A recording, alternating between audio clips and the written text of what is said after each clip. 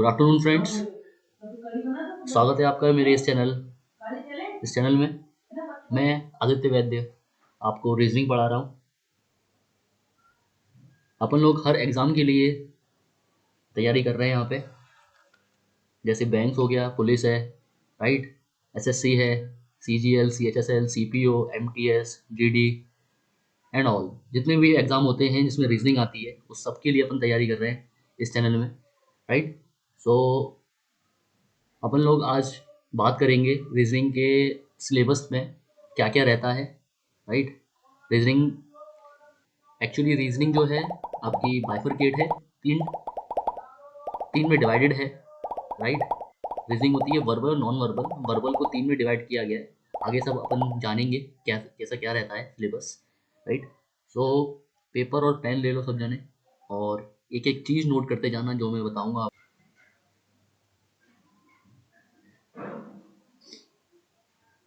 So first बात कर लेते हैं रीजनिंग की में क्या रहता है। गाइस फ्रेंड्स देखिए, रीजनिंग दो चीज़ों में बटी है, वर्बल और नॉन वर्बल, ठीक है। वर्बल में क्या रहता है, तीन टॉपिक्स रहते हैं, general mental ability, logical reasoning and analytical reasoning, ठीक है। General mental ability, logical, analytical, इन तीनों में बहुत सारे चैप्टर्स को अलग अलग बाइफरकेट किया हुआ है, ठीक है। आइए देखते हैं रीजनिंग में जनरल मेंटल एबिलिटी में जो वर्बल के अंडर आता है उसमें कौन कौन से टॉपिक आते हैं जो हमको कवर करने हैं जल्द से जल्द, राइट। चलिए आगे देखते हैं।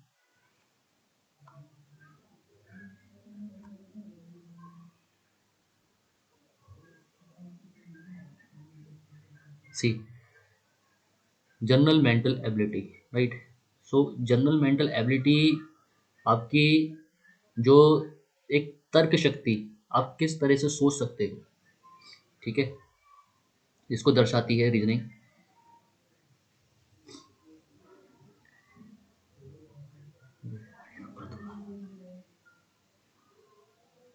आपको एक भी चीज़ छूटनी नहीं चाहिए। तो ज़्यादा टाइम वेस्ट ना करते हुए स्टार्ट करते हैं, ओके। चलिए आइए देखते हैं।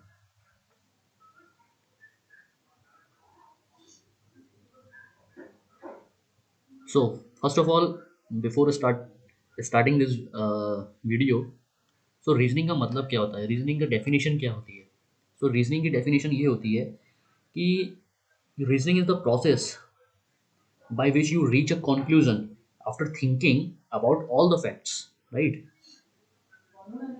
रीजनिंग एक वो प्रोसेस है, आप फैक्ट्स को सोचने के बाद कंक्लूजन तक पहुंचते हो, राइट।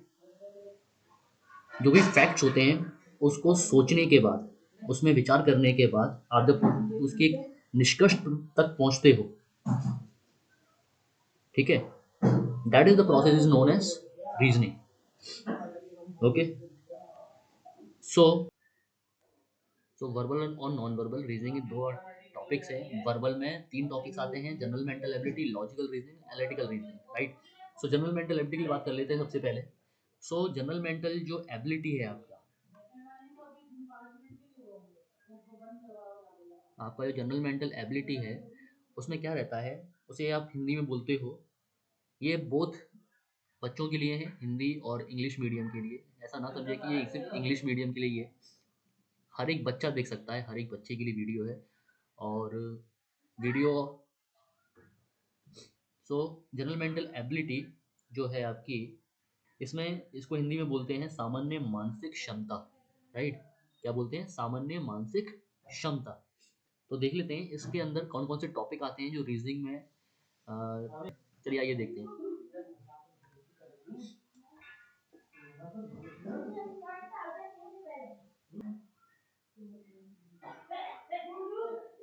तो सबसे पहले जनरल मेंटल एबिलिटी में आपका सबसे पहला ये टॉपिक रहता है alphabet test, right. Alphabet test रहता है आपका जिसमें आप ए टू जेड तक आप उसमें आप सीखते हो कैसे क्या उसकी कोडिंग रहती है। ए का वन रहता है, बी का टू रहता है, सी का थ्री रहता है एंड सो ऑन, राइट। तो उसमें आप स्टार्टिंग से, जैसे आप कोई बच्चा जब कोई स्कूल जाता है तो जब अ आ इ ई और ए बी सी डी से सीखता है, ऐसी रीजनिंग का है पहला चैप्टर अल्फ़ाबेट टेस्ट रहता है इसमें, अल्फ़ाबेट टेस्ट सीखेंगे सबसे पहले अपन लोग, ठीक है। अब इसमें कुछ चैप्टर्स हैं जो हर एग्जाम में पूछे जाते हैं, जैसे कि मैंने आपको बताया है, सीजीएल हो गया, सीएचएसएल हो गया, है ना, और आपका जीडी है, एमटीएस है, सीपीओ है, और जितने भी आपके 2 स्टार के जो पेपर्स होते हैं, कांस्टेबल रहता है, तो उन सब में रीजनिंग आती है। तो उसमें देख लेते हैं। सेकंड आता है आपका इसमें चैप्टर रैंकिंग एंड ऑर्डर। इसमें आपको रैंक बतानी पड़ती है कि कौन, अगर मैंने बोला कि ए बैठा है बी के तीसरा बायां, राइट, तो उसमें आपको बताना है। इस टाइप के क्वेश्चन रहते हैं, इसको भी हम पूरा करेंगे इस चैप्टर को। ए टू जेड मैं बताऊंगा इस चैप्टर में क्या रहता है, कैसे जल्द से जल्द क्वेश्चन को कर सकते हो, राइट। तीसरा रहता है आपका एनालॉजी। तीसरा आपका रहता है एनालॉजी। एनालॉजी भी बहुत अच्छा चैप्टर है, बहुत ही, इसमें थोड़ी मेहनत लगती है एनालॉजी में, राइट। इसमें हर एक चीज़ों को समझना पड़ता है। समझना इन द सेंस, इसमें आपको अटेंटिव रहना होता है, आपके सराउंड में क्या चल रहा है, राइट। अगर आपको कुछ पता ही नहीं है तो आप नहीं लगा पाओगे। हिंदी में आपको मतलब बता दूं मैं, एनालॉगी का मतलब क्या रहता है। एनालॉगी का, एनालॉगी के इन द सेंस समानता, राइट।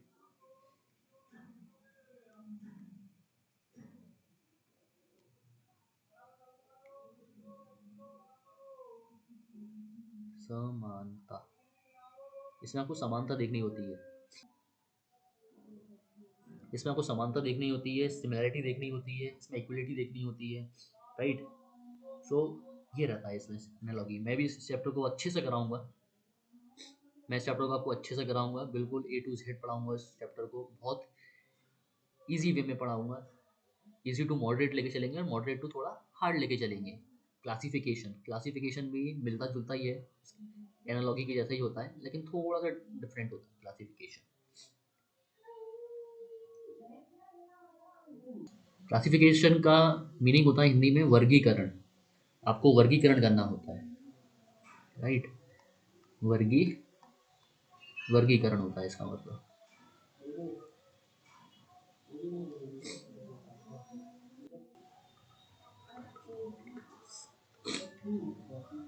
वर्गीकरण इन द सेंस, आपको क्लासीफाई करना है, उसमें से आपको ऑड वन आउट निकालना है। Classification in the sense means, जैसे मैंने बोला, इसका मतलब ये रहता है कि आपको साफ ऊपर लिख देगा, find out the odd word that does not belong to the that group. तो classification in the sense this. Fifth है आपका series. Series in the sense श्रृंखला, राइट। अब जैसे मैंने एग्जांपल दूं आपको, इसमें कैसे क्वेश्चन रहेंगे, आपको एक छोटा सा एग्जांपल देता हूँ। जैसे मैंने बोला 1, 4, 9, ठीक है। देन मैंने बोला 16, फिर मैंने बोला 25, फिर मैंने पूछ लिया कि इसमें क्या आएगा। तो ये इस टाइप के क्वेश्चन होते हैं जो श्रृंखला के अंडर आते हैं। तो ये देखिए, ये क्या है, ये क्या सीरीज बन रही है। अगर सीरीज क्वेश्चन ये चैप्टर करने हैं आपको, ठीक है गाइस, फ्रेंड्स, अगर आपको सीरीज के क्वेश्चन करने हैं तो आपको क्यूब और आपको स्क्वायर, ये दोनों ऐसे रटे होने चाहिए कि कोई भी कहीं से भी पूछ ले, तुरंत आपके मुंह से निकलना चाहिए कि भाई 25 का बता, या 18 का बता, या 17 का बता, राइट। तो मैं आपको सजेस्ट करूंगा कि आप 50 तक स्क्वायर कर लो और 30 तक क्यूब कर लो, एक क्वेश्चन बाहर नहीं जाएगा। अब जैसे कि ये जो चल रहा है सीरीज, ये आपकी स्क्वायर की सीरीज है। ये 1 का है, ये 2 का है, ये 3 का है, ये 4 का है। तो आपको मालूम पड़ गया कि यार ये 1, 2, 3, 4, 5, 6, 7, 8, ये एक सीरीज चल रही है। मीन्स 4 का अगर ये है, ये 5 का है, तो 6 का आएगा। 6 का आपको मालूम होना चाहिए और याद होना चाहिए और रटा होना चाहिए। 36 होगा। 36 इज द राइट आंसर। देखते ही आंसर करना है, देखते ही आपको वहाँ आपको ऐसे ही आप, अगर आप कंप्यूटर पे कर रहे हो, मेरी वीडियो देख रहे हो, या मोबाइल में देख रहे हो, तो ऐसी आपके सामने एक स्क्रीन रहेगी, ABCD आपके सामने ऑप्शन रहेंगे। तुरंत आपको पेन भी नहीं उठाना है आपको। जैसे आपने देखा कि यार तो सीरीज 2 स्क्वायर की चल रही है, 25 आ गया, 6 का 36, तुरंत बड़े बी लगाया। एक सर्किल में ऐसा रहता है, आपको आपको टिक करना होता है। आप जैसे टिक करते हो, आगे सेव और नेक्स्ट, आगे बढ़ जाते हो। ये रहता है, आपको पेन भी नहीं उठाना है। इस टाइप के क्वेश्चन आपको जल्द से जल्द करने हैं। ठीक है। 6 आता है आपका कोडिंग डिकोडिंग। आपको उसमें पेन उठाना पड़ेगा, ठीक है। तो कोडिंग डिकोडिंग के क्वेश्चन किस तरह से आते हैं मैं आपको बता देता हूँ। बहुत इजी चैप्टर होता है, इसको हम इजी टू मॉडरेट लेके चलेंगे। जैसे मैंने बोला कि c इक्वल टू 3, राइट। और एक और कर लेते हैं, जैसे मैंने बोला कि फियर, FEAR, मैं एफ पढ़ा देता हूँ उसको मैं। अरे कहाँ जा रहा है एफ। फियर का मैंने एक कोड दे दिया कि 30, ठीक है। अब मैंने आपसे लोगों से पूछा कि आप लोग बताओ मुझे हेयर का बताओ, ठीक है। आप लोग मुझे हेयर का बताओ, तो कैसे बताओगे आप लोग? तो ठीक है, 20 सेकंड होने वाले हैं, जल्दी जल्दी करिए। हेयर का बताइए मेरे को कोड क्या बनेगा।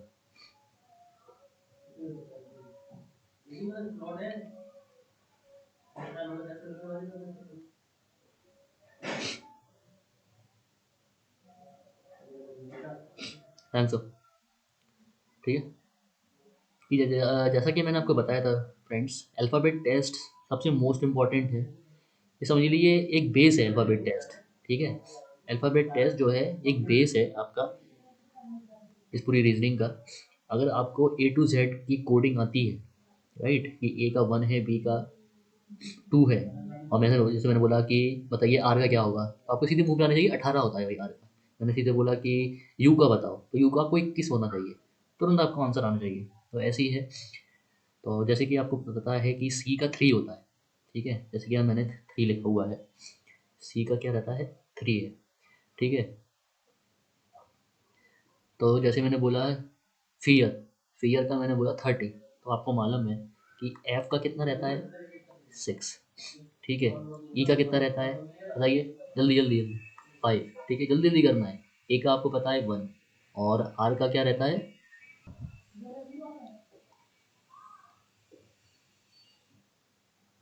आर का क्या रहता है 18, ठीक है।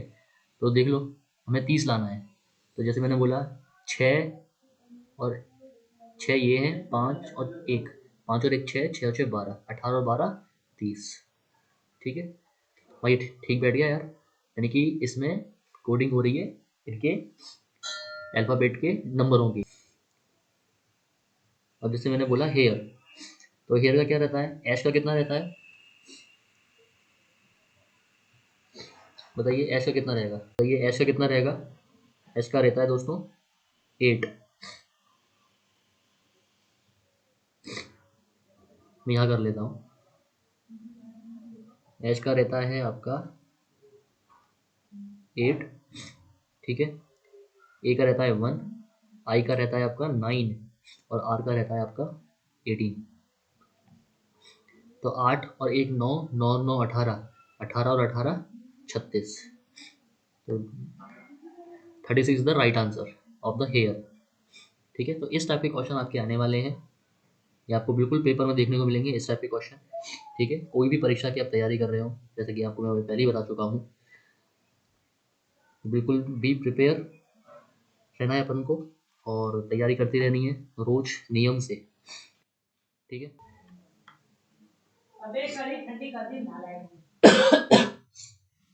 ब्लड रिलेशन में आपको क्या रहता है, इसमें आपको रिलेशन बताना पड़ता है कि आपका रिलेशन इससे क्या है। जैसे कभी आपको बोलेगा कि एक लड़की एक तस्वीर में देख के, एक लड़की एक तस्वीर में देख के बोलती है कि वो मेरे दादाजी के बेटे की बहन है, ठीक है। दादाजी के बेटे की बहन है। तो इस टाइप के क्वेश्चन रहते हैं ब्लड रिलेशन में, इसको भी अपन अच्छे से करेंगे। ये भी जनरल मेंटल एबिलिटी में ही आता है। डायरेक्शन सेंस, डायरेक्शन टेस्ट आता है आपका, ये भी बहुत मोस्ट इंपॉर्टेंट चैप्टर है। आपसे बोल दिया कि रमेश अपने घर से चलता है और वो आगे जाके बाएं मुड़ता है, ठीक है। बायां मुड़ेगा तो कहाँ जाएगा दोस्तों, तो उल्टा हाथ कहाँ जाएगा, अगर वो ईस्ट में जाता है तो ऊपर की तरफ। तो मैं इस टाइप के क्वेश्चन में आपको कराऊंगा कि क्या प्रोसेस रहती है इसकी, स्टार्टिंग कहाँ से होती है इस चैप्टर की, एक चीज़ कराऊंगा, डायरेक्शन टेस्ट बहुत इजी चैप्टर है, इसको मैं अच्छे से कराऊंगा ए टू जेड। बिल्कुल परेशान मत होइए, बिल्कुल पैनिक मत होइए कि चैप्टर कैसे होगा, भैया ने इतना सारा बताया है, 3 दिन में बाइफरकेट किया हुआ है, ठीक है। तो तीनों जो टॉपिक्स हैं, जो वर्बल में मैंने आपको बताया है, general, mental ability, logical and analytical, मैं पूरा कराऊंगा उसको, बिल्कुल बेफिक्र हो जाइए, बिल्कुल टेंशन मुक्त हो जाइए। डायरेक्शन टेस्ट बहुत इजी चैप्टर है। जैसे मैंने बोला कि घर से चला 5 मीटर चला, बाएं मुड़ के 10 मीटर चला, फिर वो दायां मुड़ता है, दाएं मुड़ के, ठीक है, दायां मुड़ के वो जाता है 15 मीटर, और वहाँ जाके वो स्टॉप हो जाता है। फिर वो जाता है अपना, वो राइट लेता है, यानी कि दायां लेता है, दाएं लेता है वो अपना 20 मीटर, ठीक है। तो 20 मीटर ही यहाँ लिख दिया मैंने, ठीक है। तो कहाँ देख रहा है वो, साउथ में देख रहा है। तो मैं पूरी एक एक चीज़ कराऊंगा कि ईस्ट, अगर ईस्ट कहाँ हैगा, साउथ कहाँ हैगा, नॉर्थ कहाँ हैगा, ठीक है, वेस्ट कहाँ हैगा, तो मैं हर एक एक चीज़ कराऊंगा। तो बिल्कुल टेंशन फ्री रहिए आप। डायरेक्शन टेस्ट ये हो गया, आने 8 चैप्टर हो चुके हैं इसमें, ठीक है। Cube and cuboid, cube and cuboid भी बहुत ही इजी चैप्टर है, थोड़ा ट्रिकी नहीं है। लोगों को लगता है कि क्यूब एंड क्यूबॉइड थोड़ा सा ट्रिकी है, यार जल्दी से कैसे होगा ये, लेकिन बहुत इजी चैप्टर है, इसको भी अपन करेंगे, ठीक है। डाइस, डाइस भी बहुत इजी चैप्टर है, डाइस को भी अपन करेंगे।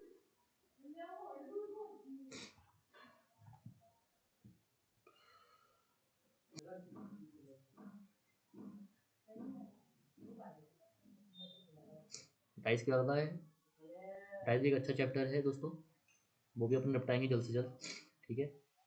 एक आता है आपका क्लॉक, घड़ी। घड़ी में आपको बताना पड़ता है कि, आपको मैं 2 क्वेश्चन बताता हूँ गाइस, कैसे क्या रहता है क्लॉक का, जो सीन रहता है, क्वेश्चन क्लॉक के कैसे आते हैं, ठीक है। तो क्लॉक के क्या रहता है, जैसे मैंने बोला, यदि घंटे की सुई, ठीक है, मैं सुई के को डिस्कस करूंगा जब अपन चैप्टर करेंगे। घंटे की सुई 5 पर और मिनट की सुई 3 पर हो, तो दोनों के बीच कितने डिग्री का कोण बनेगा। तो इस टाइप के क्वेश्चन आते हैं, ठीक है। तो आपको कोण बताना होगा वो किस डिग्री का बनेगा, ठीक है। एक क्वेश्चन एक और आ रहा है मेरे दिमाग में कि जैसे मैंने बोला कि 3:35 पर दोनों सुइयों के बीच डैश कितने का कोण बनेगा, ठीक है। तो इस टाइप के क्वेश्चन होते हैं जो बहुत ट्रिकी नहीं होते हैं, बस कॉन्सेप्ट समझना होता है। अगर कॉन्सेप्ट समझ गए तो एक क्लॉक का चैप्टर कुछ भी नहीं है, ठीक है। एक क्वेश्चन एक और आ रहा है कि जैसे मैंने बोला कि एक दर्पण में देखने पर समय 1:30 दिखता है, तो वास्तव में समय कितना है, ठीक है ना। दर्पण में आप देख रहे हो कि 1:30 बजा, राइट, 1:30, तो वास्तव में बताने को रियलिटी बतानी है कि असली में टाइम कितना हो रहा है। आप तो मिरर में देख रहे हो, कांच में देख रहे हो, असली में बताओ ना भाई। तो असली में बताना है टाइम इसका, तो वास्तव में समय क्या होगा, इस तरह के क्वेश्चन रहते हैं, ठीक है। सो क्लॉक को भी अच्छे से करेंगे अपन लोग, ठीक है।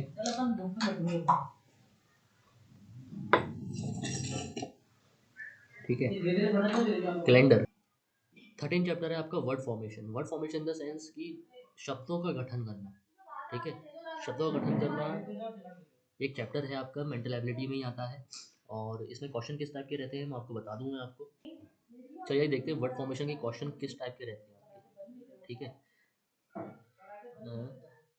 जैसे मैंने बोला क्लासिफिकेशन, या मैंने बोला सिग्नेचर, या मैंने बोला इंटेलिजेंस, ठीक है। तो जैसे मैं बोल रहा हूँ आपसे कि क्लासिफिकेशन, ठीक है, क्लासी,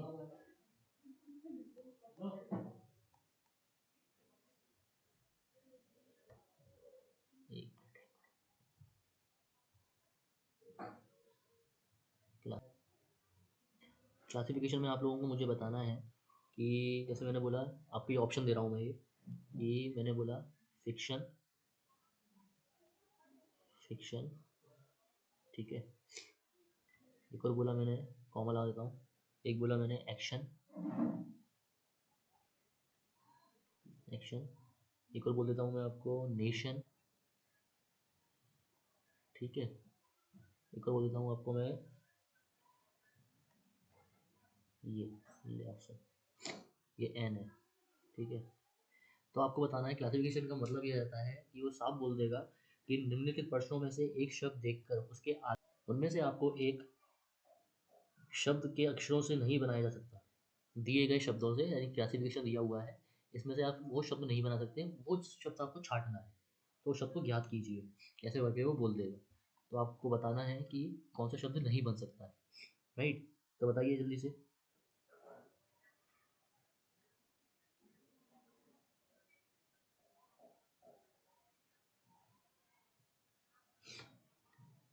जल्दी बताइए। चलिए बताता हूँ। देखिए, फिक्शन को आप बना सकते हो, ठीक है। फिक्शन को बना सकते हो कैसे? जैसे मैंने बोला FICTION, ठीक है। फिक्शन यहाँ से बन गया। एक्शन बन सकता है ACTION, ठीक है। नेशन को छोड़ते हैं, अभी लियाकत को देख लेते हैं।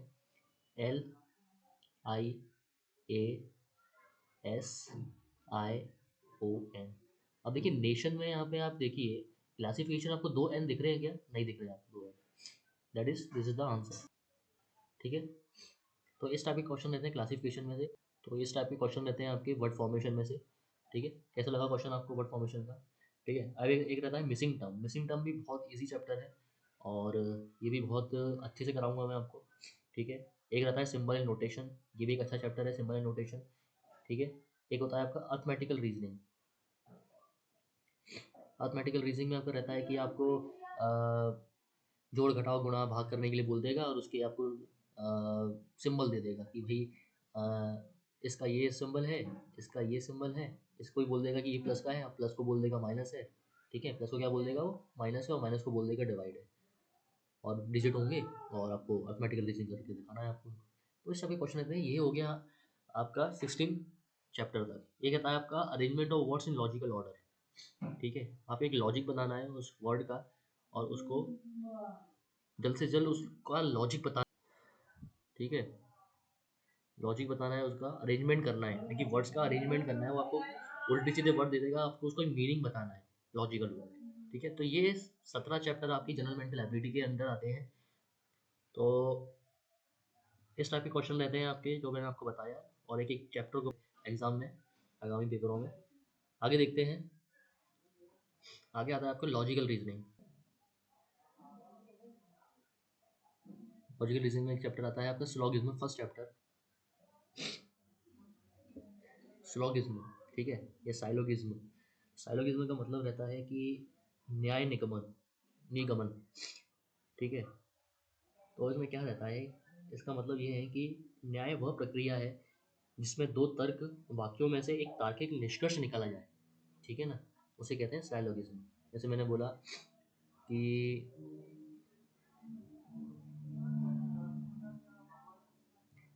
इस चैप्टर को मैं आपको एक बेसिक से कराऊंगा, लेकिन आप देख लो इस टाइप के क्वेश्चन, किस टाइप के क्वेश्चन आपको देखने को मिल सकते हैं, ठीक है। जैसे मैंने बोला कि ऑल ए आर बी, ठीक है। All A are B. फिर मैंने बोला कि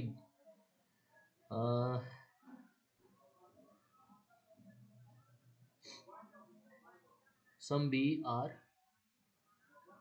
सम बी आर सी, ठीक है। तो ये क्वेश्चन है। तो आपसे मैंने पूछा है कि आप बताइए मेरे को, ठीक है। ये तो आपका था स्टेटमेंट, कंक्लूजन में आपको बता रहा हूँ। जैसा मैंने बोला कि सम बी आर ए, ठीक है। मैंने बोला सम बी आर ए। फिर मैंने बोला आपको, दूसरा मैंने बोला आपको कि सम ए आर सी, ठीक है।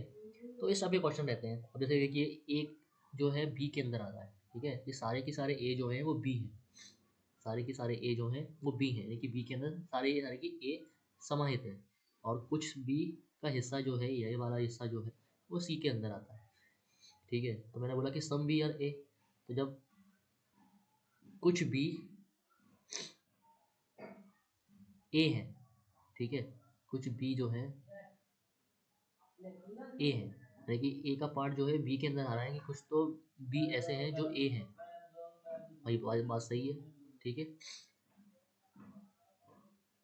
फिर मैंने बोला कि कुछ ए जो है वो सी है। तो देखो, ए और सी के बीच में कोई रिलेशन दिख रहा है क्या, या हमको कुछ दिख रहा है? अगर वो चीज़ हमें नहीं दिख रही है, ठीक है, बिल्कुल आंख बंद करके उसे गलत कर देना, क्योंकि वो हमारा आंसर नहीं है, इसमें आंसर होगा हमारा फर्स्ट। ठीक है, तो इस टाइप के क्वेश्चन रहते हैं साइलोगिज्म। तो साइलोगिज्म फिर आता है आपका वेन डायग्राम। ठीक है, इसका मीनिंग रहता है वेन आरेख। क्या रहता है इसका मतलब? वेन आरेख। ठीक है, वेन आरेख, Venn diagram in the sense of when आरेख। वेन आरेख का मतलब वो होता है,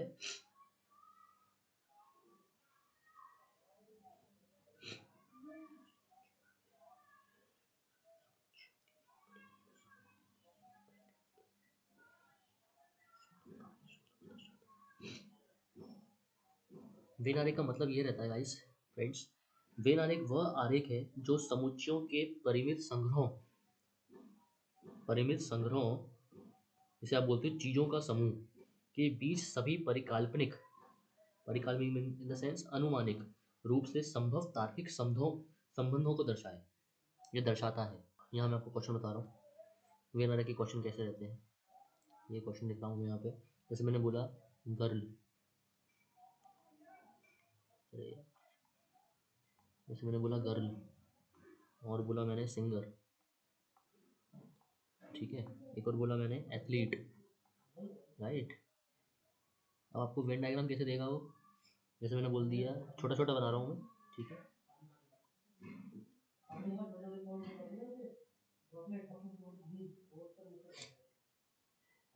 ये आपका पहला ऑप्शन है। दूसरा ऑप्शन क्या बोलता है? ये, ठीक है। सी आपका बोलता है, जैसे मैंने बोला ये बनाया, ये बनाया, और यहाँ से यू बना दिया। डी बोलता है आपका,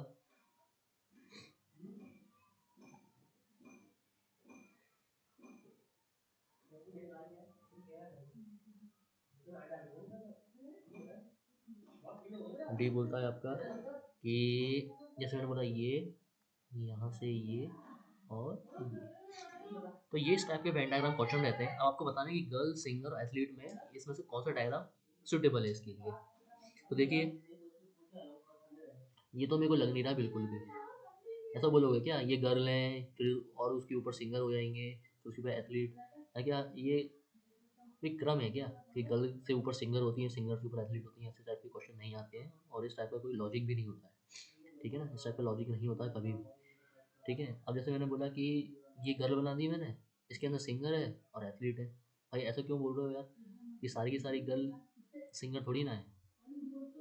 ठीक है ना, कुछ गर्लों का प्रोफेशन अलग है। ठीक है ना, और सारी सारी गर्ल्स एथलीट थोड़ी ना है। तो ये गर्ल के अंदर सिंगर और एथलीट दोनों के ये जो एक उनका प्रोफेशन है, दोनों का अलग अलग है। ठीक है, इसका देख लेते हैं।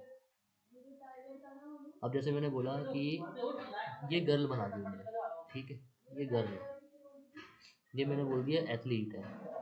ठीक है, और ये वाला जो सर्किल है, इसको मैंने बोल दिया, इसको मैंने बोल दिया सिंगर। हाँ, ये हो सकता है। देखो, ये गर्ल है, मैंने बोला कुछ गर्ल एथलीट हो सकती है। ठीक है ना, कुछ गर्ल का मेरे को मालूम है एथलीट है, और कुछ गर्ल ऐसी हैं जो सिंगर है। ये रहा, कुछ गर्ल है जो सिंगल है।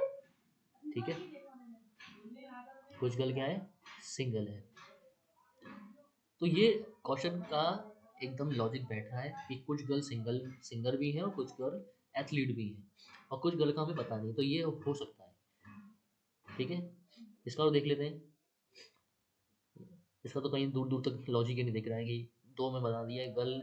इसका क्या ऐसा बोलोगे क्या कि ये गर्ल है और ये सिंगर है, ये एथलीट है? क्यों भाई, एथलीट में गर्ल क्यों नहीं है? गर्ल क्यों नहीं है एथलीट में?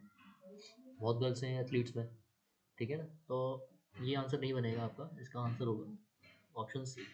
डिफरेंट चैप्टर्स हैं ये यहाँ से लेके पूरे यहाँ तक। ठीक है, इसमें आपको आर्ग्यूमेंट, तर्क वितर्क, अदम्पशन, कंक्लूजन, है ना, ये सब कुछ क्वेश्चन आपको S R T solution reaction पे, आपको कोई क्वेश्चन देख के आपका रिएक्शन क्या रहेगा, तो इस टाइप के क्वेश्चन आपके लॉजिकल रीजनिंग में आते हैं।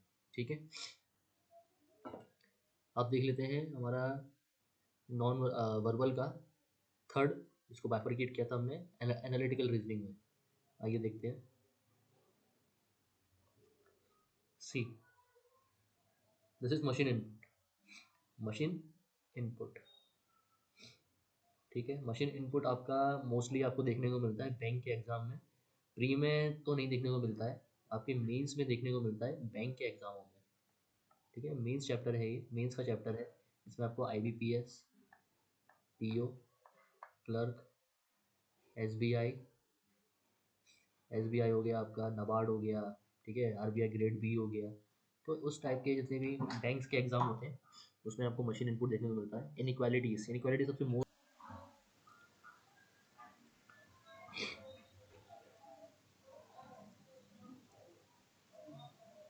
जैसे मैंने बोला, देख लीजिए, जैसे मैंने बोला यहाँ लिख लेता हूँ मैं क्वेश्चन। जैसे मैंने बोला कि A greater than B, right.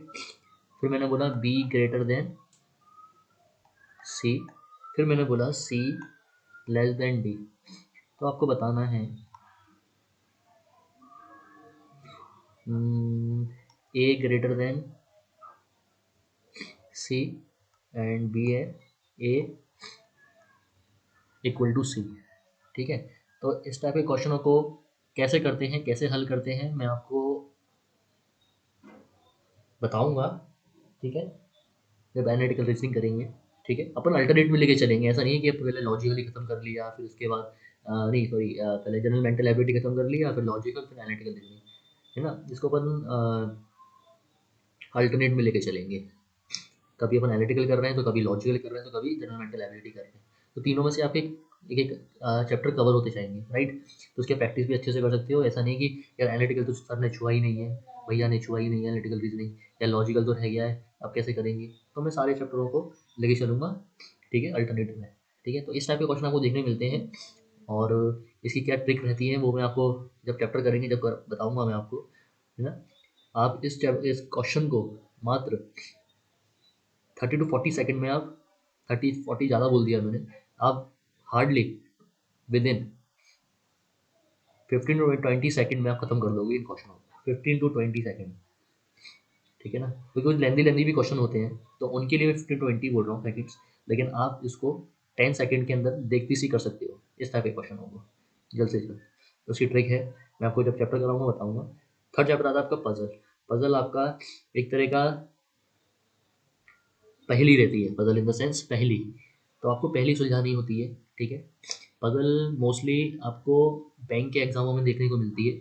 और इसमें बैंक के एग्जाम में 35 क्वेश्चन होते हैं। तो 35 क्वेश्चन में सबसे ज़्यादा वेटेज पजल का ही रहता है, 20 नंबर लेके जाता है पजल। ठीक है, अगर 20 नंबर आपके अगर पॉकेट में आ रहे हैं तो क्या चाहिए और यार। लेकिन लोगों का टारगेट रहना चाहिए 35। ठीक है, तो पजल जो रहता है सबसे मोस्ट इम्पॉर्टेंट पार्ट हो जाता है रीजनिंग का। ठीक है, तो पजल को बिल्कुल भी नज़रअंदाज नहीं करना है। पजल सबसे एक वेटेज लेके चलता है, हैवी वेटेज। ठीक है, तो पजल को करना बहुत ज़रूरी हो जाता है, छोड़ नहीं सकते। बिना पजल के आप पास भी नहीं हो सकते, और सिर्फ पजल को ही करके तब भी पास नहीं हो सकते, आपको और चैप्टर्स भी लेके चलने होंगे, राइट। सो पजल भी करेंगे, इजी टू मॉडरेट। ठीक है, हाई लेवल तक की जो पजल रहती है वो आपको बैंक में मेंस में देखने को मिलते हैं। ठीक है, जैसे पजल आपका अभी पेपर वीडियो का हुआ था उसमें ही पजल आई थी। ठीक है, पजल में कराऊंगा आप लोगों को अच्छे से, करेंगे अपन लोग। और फिर आता है आपका सिटिंग अरेंजमेंट। सिटिंग अरेंजमेंट आपका बहुत ईजी चैप्टर है ये भी। ठीक है, आपको लोग बिठाने होते हैं कि कुछ लोग आपके नॉर्थ में देख रहे हैं, कुछ लोग आपके साउथ में देख रहे हैं, इस टाइप के क्वेश्चन रहते हैं। कुछ लोग सर्किल में बैठे हुए हैं, 8 लोग बैठे हुए हैं, है ना। तो इस टाइप के क्वेश्चन होते हैं आपके, है ना। और या फिर एक स्क्वायर में लोग बैठे हुए हैं, कोने वाले जो देख रहे हैं आपके नॉर्थ बाहर देख रहे हैं, अंदर वाले आपके जो बीच में बैठे हैं वो आपके अंदर देख रहे हैं, और जो बाहर बैठे हैं कोने में बैठे हैं वो बाहर की तरफ देख रहे हैं। तो इस टाइप के क्वेश्चन रहते हैं। तो बहुत इजी, मतलब इजी तो नहीं कहेंगे, थोड़े मॉडरेट लेवल के क्वेश्चन होते हैं और थोड़े से ट्रिकी भी होते हैं, जो सिर्फ आपके रीडिंग और आपके रीडिंग पे ही सब कुछ डिपेंड है। ठीक है ना, जल्द से जल्द अगर आप पढ़ सकते हो और समझ सकते हो उस चैप्टर को, यानी कि उस लाइन को, उस सेंटेंस को पढ़ सकते हो पूरा, तो जल्द से जल्द क्वेश्चन जल्दी से जल्द बन जाते हैं सिटिंग अरेंजमेंट के, पजल के भी। ठीक है। तो जो सबसे मोस्ट इंपॉर्टेंट वेटेज रहता है दोनों चीज़ों का, पजल का और सिटिंग अरेंजमेंट का। ठीक है, बिल्कुल डबल टिक लगा लो, ट्रिपल टिक लगा लो यार। ये मेंस बैंक के लिए ज़्यादा है, प्री और मेंस दोनों के लिए। और एलिजिबिलिटी टेस्ट रहता है, कुछ क्वेश्चन एलिजिबिलिटी टेस्ट के भी आ जाते हैं आपके। ठीक है, अब कर लेते हैं बात अपन नॉन वर्बल की। आइए देखते हैं नॉन वर्बल की।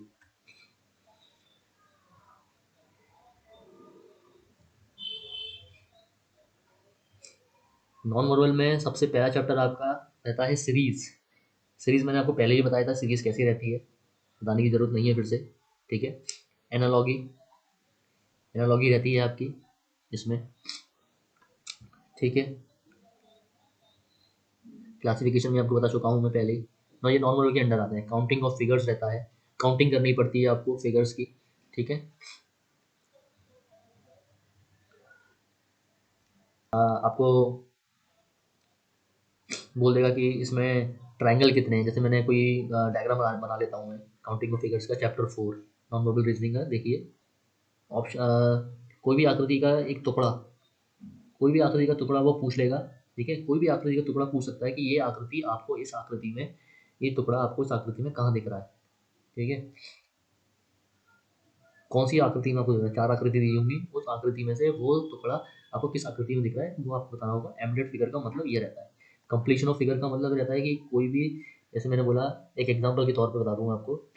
जैसे मैंने ये बनाया, ठीक है,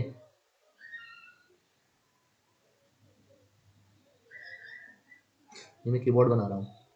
ठीक है, अब मैं कीबोर्ड का सिर्फ इतना छोड़ देता हूँ मैं, और ये ऊपर का ये जो है हिस्सा, इतना हिस्सा यहाँ से लेके ये वाला, ये और ये सब आपको ऑप्शन में दिया होगा। तो ये ऑप्शन आपको उठा के टिक करना है और आगे बढ़ना है। तो इस टाइप के क्वेश्चन आते हैं, उसको कंप्लीट करना होता है फिगर को। तो इस टाइप के क्वेश्चन हो गए आपके। Paper cutting and folding, paper cutting folding आपको, अगर आप पेपर को ऐसा काटते हो या ऐसा काटते हो तो वो आकृति आपको बतानी होगी। वो 4 ऑप्शन दे देगा, उसमें से आपको सेलेक्ट करना होगा। पेपर कटिंग फोल्डिंग भी आपको मैं बताऊंगा। मिरर, फिर आता है आपका mirror image and water image, सबसे इजी चैप्टर होता है। इसमें भी आपको बताऊंगा कि मिरर इमेजेस वाटर इमेजेस में इसकी क्या, और विद इन 5 सेकेंड के अंदर, विद इन 5 सेकेंड में मैंने ज़्यादा बोल दिया, विद इन टू सेकेंड्स के अंदर आपको फटाफट आंसर कैसे देना है। ठीक है, तो मैं आप पूरा चैप्टर आपको कराऊंगा। ठीक है, वर्बल और नॉन वर्बल के बारे में रीजनिंग में ये 2 आते हैं, और इन सारे चैप्टरों को लेके चलेंगे और अल्टरनेट में लेके चलेंगे। ऐसा नहीं कि नॉन वर्बल का पहले खत्म कर दिया, लॉजिकल कर दिया या टाइम ही नहीं बचा है, ऐसा नहीं करेंगे। तीनों चीज़ें साथ में लेके चलेंगे। Analytical, general mental ability and logical reasoning and non verbal reasoning को भी लेके चलेंगे साथ में। ठीक है, अल्टरनेट में लेके जाएंगे, एक दिन ये कर रहे हैं, एक दिन ये कर रहे हैं, एक दिन ये, एक दिन ये। ठीक है, तो आज वीडियो तो हमारा यहीं तक ही रहता है। और आज का थॉट आपके लिए ये है,